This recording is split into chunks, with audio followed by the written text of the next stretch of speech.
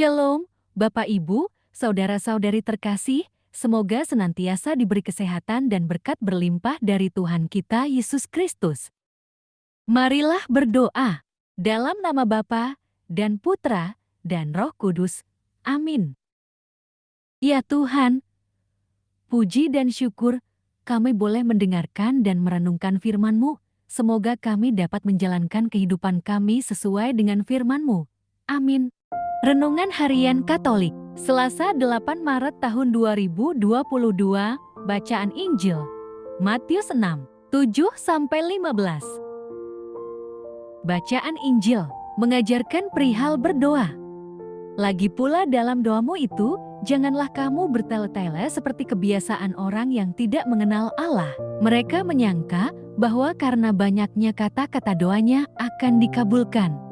Jadi, janganlah kamu seperti mereka, karena Bapamu mengetahui apa yang kamu perlukan sebelum kamu minta kepadanya. Jadi, janganlah kamu seperti mereka, karena Bapamu mengetahui apa yang kamu perlukan sebelum kamu minta kepadanya. Karena itu, berdoalah demikian. Bapa kami yang di sorga, dikuduskanlah namamu. Datanglah kerajaanmu. Jadilah kehendakmu di bumi seperti di sorga. Berikanlah kami pada hari ini makanan kami yang secukupnya. Dan ampunilah kami akan kesalahan kami, seperti kami juga mengampuni orang yang bersalah kepada kami. Dan janganlah membawa kami ke dalam pencobaan, tetapi lepaskanlah kami daripada yang jahat. Karena Engkaulah yang mempunyai kerajaan dan kuasa dan kemuliaan sampai selama-lamanya. Amin. Karena jikalau kamu mengampuni kesalahan orang, Bapamu yang di sorga akan mengampuni kamu juga. Tetapi jikalau kamu tidak mengampuni orang, Bapamu juga tidak akan mengampuni kesalahanmu. Demikianlah Injil Tuhan. Terpujilah Kristus. Renungan Injil, waspadai kemunafikan. Kewajiban agama di kalangan orang Yahudi adalah memberi sedekah, berdoa, dan berpuasa.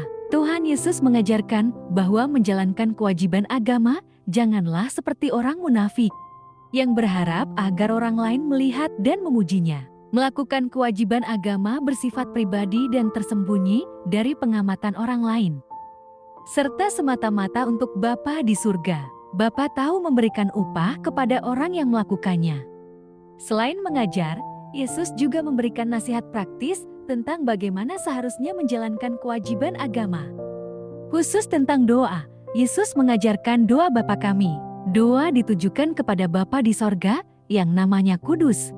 Tujuan utama berdoa adalah agar kerajaan Allah datang dan kehendak Allah terwujud. Dalam doa, kita boleh memohonkan pemenuhan kebutuhan fisik yang esensial secukupnya setiap hari. Kita tidak pernah terlepas dari kesalahan. Itulah sebabnya kita harus meminta ampun atas kesalahan kita dan belajar mengampuni orang yang bersalah kepada kita. Sebab Tuhan pun sudah mengampuni kesalahan kita. Kita juga boleh memohon agar Tuhan tidak membawa kita pada pencobaan, melainkan melepaskan kita. Doa ditutup dengan deklarasi iman bahwa Bapalah yang punya kerajaan, kuasa, dan kemuliaan. Yesus memperingatkan agar kita tidak menjadi orang Kristen yang munafik, secara tampilan luar, melakukan sesuatu seolah-olah untuk Tuhan. Padahal dalam hati, ingin dilihat dan dipuji orang. Jadi tujuan melakukan sesuatu itu semata-mata untuk diri dan bagi kepentingan diri sendiri. Bukan kebutuhan diri diabaikan dan ditiadakan, melainkan diletakkan pada tempatnya yang tepat dan dalam konteks iman yang tepat. Yakni, belajar berharap kepada anugerah Tuhan tiap-tiap hari. Ketika kita pergi ke gereja atau melakukan berbagai pelayanan, sekalipun itu sesuai dengan talenta kita dan kita lakukan dengan rajin. Jaga hati kita dari dosa kemunafikan. Kerjakan itu semata-mata untuk Tuhan. Biarkan Dia sendiri yang memuji kita. Marilah berdoa. Ya Tuhan, ajarilah kami berdoa dengan sepenuh hati, agar hati kami dapat memahami kehendak-Mu. Dalam nama Bapa, Putra, dan Roh Kudus. Amin.